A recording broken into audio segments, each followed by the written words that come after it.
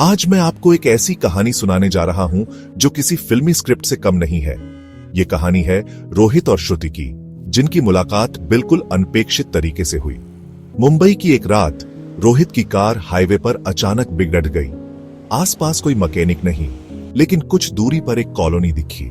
आजकल लोग शहर की भागदौड़ से दूर सुकून की तलाश में ऐसी कॉलोनियों में घर लेना पसंद करते हैं और बिल्डर उन्हें उनकी पसंद का आशियाना देने के लिए ऐसी कॉलोनियां बसा देते हैं। कॉलोनी का नाम था सुकून। शाम के 8 बज रहे थे और आसमान में घिरे बादलों ने इस अंधेरे को और भी ज्यादा भयानक बना दिया था। मुंबई जैसे शहर में रात के 8 बजना कोई मायने नहीं रखता, लेकिन खराब मौसम और गाड़ी का बिगड़ना एक बड़ी मुसीबत थी। मदद की तलाश में रोहित पैदल कॉलोनी की ओर चल दिया।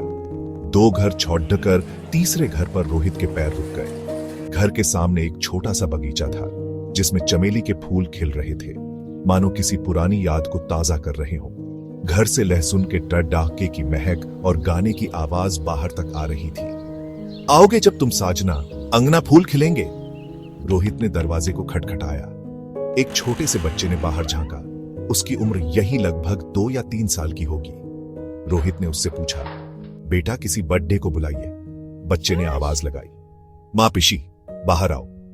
अंदर से एक महिला अपनी साढ़ी के कमर में दबे आंचल को ठीक करते हुए दरवाजे पर आई। जैसे ही रोहित और महिला की नजरें टकराईं, दोनों स्तब्ध रह गए। रोहित के मुंह से बेसाख्ता निकल पड़ी श्रुति। श्रुति की आंखें आंसू से भर गई।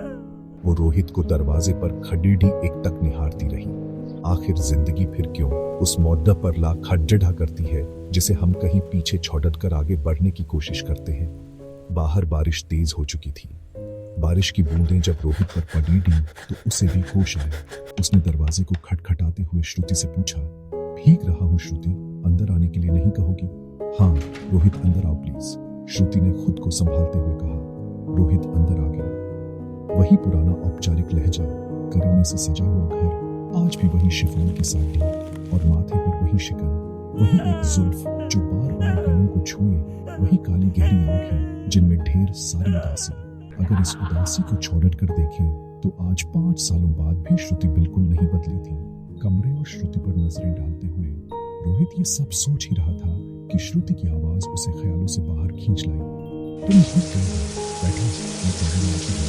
ये कहते हुए श्रुति मेरे कमरे में चली गई। रोहित ने कमरे की खुली खिड़की से बाहर देखा तो अभी भी बारिश हो रही थी और कमरे के कोने में रखा म्यूजिक सिस्टम गाना बजा रहा था, बरसेगा सावन झूम झूम के, 2 दिल ऐसे मिलेंगे। श्रुति जैसे ही कमरे में आई, वह फपक कर रोने लगी। वह अपने अंदर उमड़ते सैलाब को रोक नहीं पा रही थी, लेकिन वह कमजोर नहीं हो सकती थी। आखिर सोम को भी तो संभालना था, जो तब से कौतूहल पूर्वक श्रुति और रोहित को घूर रहा था। जिंदगी में आए इस आकस्मिक मौके का सामना करने के लिए श्रुति ने खुद को तैयार किया और टॉवेल लेकर रोहित को देने चली कि तभी सोम वहां आया और पूछने लगा, मां पिशी, ये कौन है? श्रुति उसके सवालों का जवाब देने की बजाय उसे खेलने भेज दिया, लेकिन सोम के इस मासूम सवाल ने श्रुति को उसके अतीत में खींच लिया।